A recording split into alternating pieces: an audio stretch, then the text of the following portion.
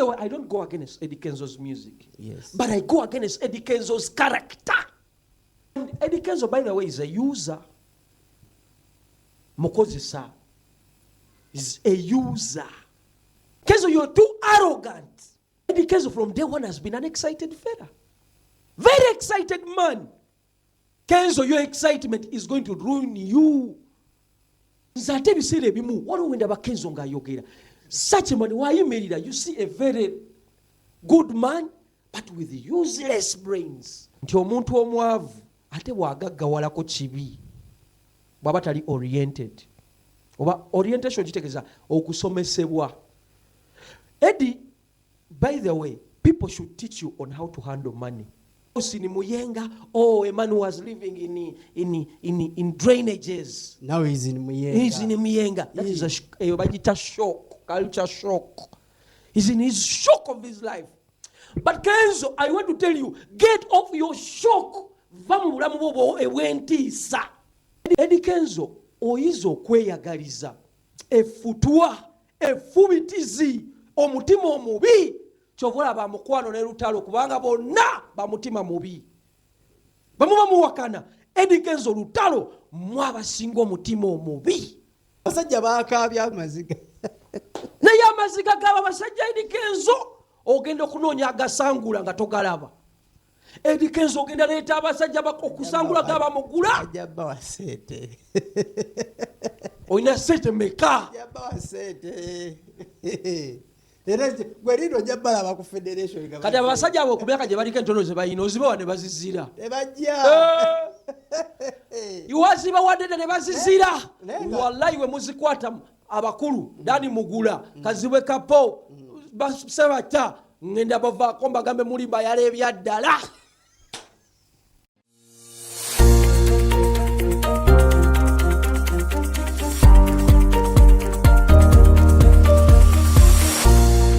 Ground TV, 100% entertainment.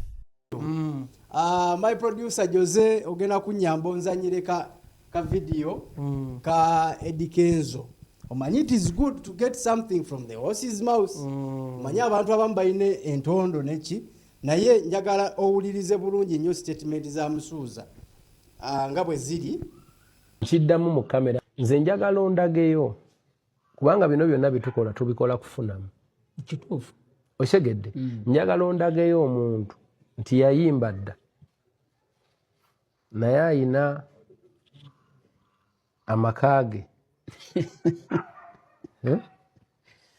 gagali ku lusozi buli omu agamanyi ng'olwaleero. Njagala otayipingemu Eddie Kenzo's House, Bebe Cools, Chameleone n'abalala deni oteekemu Dani Mugula oteekemu nze njagala ondageyo. Abasajja abakulu bayozezze munye. Ojuulidde statement. Eddie Kenzo was like nti the founders of music in the country, they did not get anything out of their music. Era nti tebalina ke balina banaku basewanaku balwajjokoota naye bano abazze mu 2000 nti bali bulungi balina amaka searching nti Eddie Kenzo ali Muyenga ku lusozi, Chameleone ali Seguku ku lusozi, Bebe Cool ali Kiwatule. Baina bebakola ki bebalagako. Kankubuulire n'ennyumba Eddie Kenzo gyagamba ya Nyamutooro. Eddie Kenzo aba wakana mbwe ye nyumba si ye aleete kyapa kyayo tekiriko Nyamutooro. Eddie wadoli Eddie munno ejiri munerwemba eye nyumba yali ya Nyamutooro awakana mujagamba rema biti golozo lwakyali naye. Eddie Kenzo njagala nkubuulire. And Eddie Kenzo, by the way, is a user. Mukozesa is a user. Why do you say that? Bwaba talina kyakufunamu naddala ng'oli mukazi akuleka. So Eddie Kenzo nze njogera ebigambo ku Eddie Kenzo abamu nga bagamba toyagala musajja. You see his arrogance. Some people were not meant to be famous in this world. Abasajja ngaba Eddie Kenzo, their speech. Kakubulire ola Eddie Kenzo, he should fight hard to make his PR team. Era nze singa nze Eddie Kenzo ne facing PR team wange singa na mugobye dda, PR manager, public relations manager. Kenzo, you're too arrogant. Naye ate munange Eddie, waliwo kintu ky'ayinza kyendabye nti omuntu omwavu ate bw'agaggawalako kibi bw'aba tali oriented. Oba orientation kitegeeza okusomesebwa. Eddie, by the way, people should teach you on how to handle money when it comes. Olaba katika nkuwa example y'abaana nga Joshua Baraka. Joshua Baraka was taught to handle money, to handle fame. Chovolaba, fame can never excite him. So you mean Eddie Kenzo is excited? Eddie Kenzo from day one has been an excited fella. Very excited man. Kenzo, your excitement is going to ruin you. Let me tell you, Kenzo ati naba mwononye, government ye mwononye nnyo. How? Nga bwe yayonona Bebe Cool. Those people are good artists. Eddie Kenzo is a good artist. You believe it? He's a good artist. By the way, I don't go against Eddie Kenzo's music. Yes. But I go against Eddie Kenzo's character. Wiz, yeyisamu. Ebintu byetumanyi ku Eddie Kenzo bingi. Eddie, nze nkugambye nti buli lukya mba ne facts era njagala singa. Nakugambye nalina ba lawyers 8 nayongeddeko omuni na 9. If it disputes my nze ate ebiseera ebimu waliwo wenda Kenzo ng'ayogera. Such a man, wayimirira, you see a very good man but with useless brains. Kenzo, why do you have to okuleetera abantu abo okulowooza kati kankubulire gwa achievement so za njawulo Eddie. My achievement ziyinza okuba nga nze okufuna family ennungi n'entula achievement yange. Yes. Nyembanga namukyala nga abaana bange mbalaba tebalakinga. Nze si kuzimba maka ganze mbuga but era ku bonna abo abaaliwo kabeere Muzeyidani Mugula tapangisa. Okitegeera naye because you are excited. It is why you excited. Why don't you mukazi we ava mu family live extremely well off, but why do you think the wife is not excited? Because that is a question you should ask yourself. Ekyo kye kibuuzo kyolina okwebuuza nti nze nga ndi excited naye mukyala wange tali excited. Baali excited babiri. Him and Rema, they were all excited. So good enough yafuna omukazi atali excited. Yes. Let me tell you, Nyamutoro is not an excited woman. She has seen everything. She has seen everything. Yeah. Here is, I have a house in Muyenga. Oh, a man who was living in drainages. Now he's in Muyenga. He's in Muyenga. That is a shock, culture shock. He's in his shock of his life. But Kenzo, I want to tell you, get off your shock. People have done things. And nze olunaku Eddie Kenzo lwalikeera ku makya nava ku Nyamutoro ndikuba Eddie Kenzo mpaka ku ttaka because that woman has fought. You can't fight with such a man who is empty-headed like that. Natandika okubanga oli naye such an educated woman. Ng'oli ne Kenzo. Kenzo, I know you're a good man, but genda revising ebintu byengeri gy'obikolamu. Go revise on how you're handling your things. Ovumoja abantu gwe achievements zo ndala gozoloza achievements abana yese bate wabera was gomaisete zo baliddeko mu federation yeyo ngoba wide examples bawa oba tugambe nti is trying to frustrate these old people okubanga abasobola okubanga abexitinga federation kubanga enzo baya abadde successful naita jabba sobola bali balogo wanji ojja kumbuuza mbuke kati kankubulire kwata sebatta mukabya eddogo libawunyako alimutandise dda alinyo mmwera mannyo bamutandiseeko dda tebamusobola. He's rich. Like people, artists of 2000 bagagga. Bagagga ki? Bagagga okutuuka Diamond Platinum. Eddie Kenzo woli awoloza tosobola kusinga na Diamond Platinum. That's why he's fighting for copyright. Is Diamond fighting for copyright? Diamond are fighting in arenas. Diamond is now bawandise bagenda kufulumya kuzimba arena because of Diamond Platinum. In Tanzania. Eddie Kenzo oyizo okweyagaliza effutwa effubitizi omutima omubi kyobola bamukwano ne lutalo kubanga bonna bamutima mubi bamuba muwakana. Eddie Kenzo lutalo mwabasinga omutima omubi ate lutalo ajiddewa. Nze nkubulire by the way they are friends very Lutalo ajiddewa. Because it hurts me for an artist like Lutalo with that very nice biriko biki okubeera ng'okyali mu bintu ebiri peti oyagala kulwanisa ono naye nkubuulira mwenna mwina omutima wuliriza mbadde nkyakuwa Diamond Platinum gwe mwali mu competinga naye kati asaba arena bagenda gizimba. Diamond Platinum gwe mu competinga naye ayina private jet. Diamond Platinum gwe mu kyekyo kyeyagambye nti abayimbi ba 2000 they are okay. Eddie Kenzo, you being okay, you're not supposed to be okay to that extent. Yagambye nti abaliwo abayimba nakuwa the examples of Danny Mugula, Sebata, Kazibwe Kapo ava ku channel mwadda ku ndala. But that is his love. Yes. Ye kyayagala okukola. Nze Eddie Kankubu kyategeeza nti tebaafunamu bo be bafunyemu. Basajja baakaabya amaziga. naye amaziga gaba basajja Eddie Kenzo ogenda okunoonya agasangula nga togalaba. Eddie Kenzo ogenda leeta abasajja okusangula gaba mugula. Ajabba wasete. Oyina sente meka? Ajabba wasete. Era gwe lindo ajabba laba ku federation. Kati abasajja abo ku myaka gye baliko entono ze bayina ozibawa ne bazizira. Tebajja.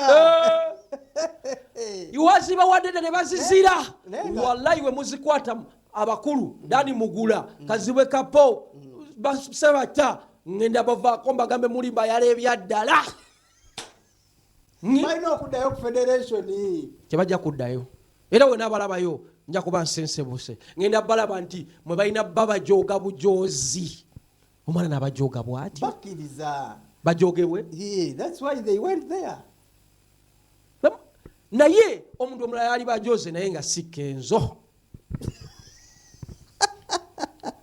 The thing is, bw'otunulamu to them perspective of music and revenues ze bafunye and privileges, bw'otunuulira ku bayimbi ab'ennaku zino kituufu they are okay. Kuba omwana akubwa leero Edwin kankubuulire bayinamu kale teri kye bayina. kyogala bali abasajja bagagga nnyo naye nalabye ndawula yamugambye tusimbule okuva Masaka ku bigere abo basajja basinga Eddie Kenzo wakuba bo jukira bo balogo bamanyi kye balina olaga omuntu ne bakyalina olaga ne bakyalina laga manyi omulogo talaga kikye kuba yabalaba perspective mu Lugwendaga bajja kundoga naye nga basajja basinga taxi wano mu kibuga. Mama walabeko omulumbi wa kadongo kamu owedda ng'alwanisa Museveni. Gomanyi kyabakoledde omanyi bali mukola mu gavumenti ye transport sector bagiyina basirika. Kenzo, you are excited, you're just an excited man. Nze kankubuulire bwe ntunulira Kenzo mpulira ennaku the way he had branded himself. Jukira yagala ebintu by'amangu. Omuyimbi wange Jose tofunamu kasente nomera amalala yakugobye edda nze abayimbi simanyi naye omanyi lwaki. Do you know why? I would give an example of why Diamond is progressing. Yategeera abantu be okimanyi ne muganda we bwe yatandika naye ng'atambuza siddi akyamulina. Yes. Because Eddie buli w'okula n'abantu bo omusajja at 30 tokyasobola kufuna mikwano giri genuine. Era Edwin bw'ofuna emyaka 3 emikwano gyonna gyogenda okufuna girina kubanga girina gyegikufunako. At 30 ojja funa abantu nga they like you because they do this. Naye abantu bonga bajuze bobadde naye okuva buto be bajja okusigala bagamba namulaba bukulu namusaga bukulu naye nga tonaweza myaka 3 asooka okimenyewo kiri bwoba tonaweza myaka 3 wamusanga buto. Those are people that going to love you newonayabeeragirawo. Nze kankubuulire teri muntu akwagala owezeza 3 and above ng'akwagalako jasibya yala aba akwagaziza nsonga. You are supportive. Webale era kasita kulaba nga toli supportive kati kitegeeza musuuza yagoba abantu be. That's why he's struggling. Ate musuuza yayagala ebyemmeeza. Musuuza is fighting to make this his career cannot be sustained. Kankubuulire Loki yakubye akayimba teri ani akawulira kali wali waabwe. Ate ng'oluyimba Eddie Kenzo nakugambye nze saganya okuba nakane artist nga ye omuntu mu nnyimba ze. But let me tell you, Kenzo is a good artist. True. Naye ayagala nnyo kati ebintu by'okumukeeka ebyamangu genda gavumenti ekuweyo biliyoni. No. Nina omwana gwe ntunulire Joshua bw'onaatuka noyagala nawe eby'okumukeeka. Don't say only Joshua. We have so many artists who sing very well. Like who? Like Acidic Vocals sings very well. Acidic Vocal. I have another artist I'm looking for. By the way, Tendo Fadi is a very good artist. Munonya. Nze Eddie. Muno mu Uganda ninamu ba artists babiri naye ate omu akotogeddwa. Ani? Azawi. Ani amukotogedde? Swangzaven. Why do you say that? Let me tell you, Azawi, if Swangzaven really wanted to make money and make a big star from Uganda, that would be Azawi. You mean Azawi is not a star? Azawi to a capacity. N'amaanyi ge g'alina n'obusobozi bwe na buli kimu. It is saddening. Abasajja bagambye balina ebintu, balina abayimbi be bayambyeko. Abasajja n'abafutyonka n'abazingazinga ati. By the way, it is very hard. Ate kiruma nnyo. By the way, kineno kintu kankigambe. Nkyegendereza nnyo. Bw'ogamba omusajja omukulu nti otaayaaya tolina kwoyina. Naye abadde ategeeza ki? Kyeyategeezezza. I want to make this simuwuliriza nnyo kuba nze Kenzo to me simutwala nnyo nga muntu alowooza ennyo. Manyi ffe tuli bantu, we are think tanks. No, bayo Eddie omuntu okugamba nti tolowooza nnyo aba takuvumye. Okimanyi nti waliwo abantu kati kankuwa example. Let me explain. Do you know why? Do you know why Bobby Wine is beating them? Bobby Wine yayinawo yagenda ngewaabwe n'amala ennaku. Uliriza, I want to give you an example. He's beating who? Bonna. Do you know why? Yagenda ngewaabwe ne yeewaamu ennaku ezi bbiri za kulowooza. When does Eddie Kenzo get like 5 hours of just thinking? Wama Jose extra. Eddie Kenzo alowooza. Unless you tell me nti teyasooka alowooza ku statement gyagenda. Kati azze akola sweeping statements ez'ekisiru ng'ezo. Nze kakubula omuntu omuzibu w'okuwolereza Eddie Kenzo. Era abantu abagenda okumukuba abasajja bayingidde abalogo bagenda ku logo oyo olimbuulira nkuwadde emyaka egi 2. Eddie Kenzo, don't be excited. Don't. You are excited from day one. Ogenda kitegeera. Okute mbalogo akute mu njuki y'abalogo. Mu njuki okimanyi bakitaba kyekyo? Mu kisaka. Ekyo. Mama, enjuki zigenda kuluma. Kwanza wendi wemanyi era nze kankubuulire Eddie Kenzo yasuza alogo 5. Yagambye bamusabye aveeyo yetonde. Ajja kwetonda. Okujjako nga bw'atakikola ajja kuwulira. Naye baba bamufunye bubi. Teri kumufuna bubi. Eddie Kenzo has been azenga akola sweeping statements ez'ekisiru. Because I've seen so many people coming out, nalabeko Calvin the entertainer ngagamba aina statement gye yakoze nga naye alaga nti Eddie Kenzo kye yakoze kibi, but in reality let us accept reality. Eddie Kenzo kye yayogedde, it is what is anyway going Eddie on. Kenzo naye wayitaawo but keep positioning yourself for free money. Ebyo jja bisobola naye tebiri sustainable. The man has worked so hard. Oh, how? Byonna byalina tabijje mu government. Simanyi natugenda musajja wa Eddie Kenzo wano. Nze nkolera abantu. Gwokimanyi sente ze bawadde Eddie Kenzo sente ozimanyi. He had a full budget over 100 something 36 billion. Ezikola ki? Mbwe ziri mu federation. Ezo sente singa gavumenti yali akwagaliza nga bw'ogigamba, singa yazikuteekamu ng'omuntu n'ogenda global. Nte so azikuwa kuba ekimanyi weezikuwa ne thinking capacity yo. Tetwagaliza muntu omu, that's why kyovola abantu nno abakuŋŋaanyiza n'aleeta abakadokamu n'aleeta ba DJ. Ate yabakuba yabanafuya. No, he was giving us an example. Eddie, bantu mukuwa ebyokulabirwako boogera amazima ekibaluma. Nze nagamba nga ne waba mukazi wange bamusabiriza nnyo. Kankubule ne waba mukazi wange. Maybe bamusabiriza nnyo musajja watu. Eddie nze nkubule nayogera amazima. Ne waba mukazi wange bw'ajja nga nsaagirako mmanya amazima. Kuba abantu mu kusaaga bayisizaamu amazima. Akagambe. Yo ogolooza kuwa example kumba aliko abagamba gundi munsabiriza nnyo muli banaku. Yakakubyewo naye kyotamanya abasajja bagagga. Obalaba nabo bamanyi sayiro z'oluseke.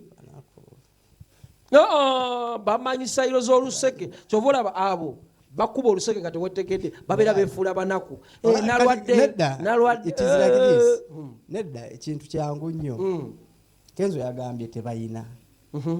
We have cameras. Mukabya tebajja kikola. Ajje atulage. Bagezi tebajja kikola. Kitegeeza tebayina. Nze kati amazima galuma.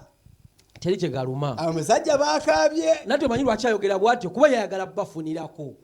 Ayagala bagamba banaku agende omukulu abagambe nze naye tojja bifuna bagenda kuloga bulozi.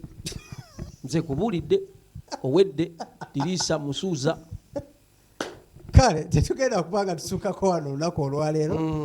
Tubaga mbeere bulungi naye nga buli omu alina entegeera ye. And everyone is entitled to his or her own views. So, n'olw'ensonga eyo ebigambo ebimu si bya bantu sekinoomu wabula bya muntu oyo. Bya muntu oyo. Gundi nga mutandise okutya. Naye era ne Eddie Kenzo wa bigambo bye. Kale. Bigambo byamanyi gye binaamuntu. Nga statement ze zaabadde zize. So tetugenda kubanga tusukako wano olunaku olwaleero. Tukoze ne Jose wali eri ku kamera ate era ne mu editing room yaliyo okubanga wakola mutema atema ekifaananyi okubanga kivaayo bulungi. Atubagamba mbeere bulungi. Jose manyi nkola naye musajja wange talina ttabbu. Mbeere bulungi mweraba. Kale.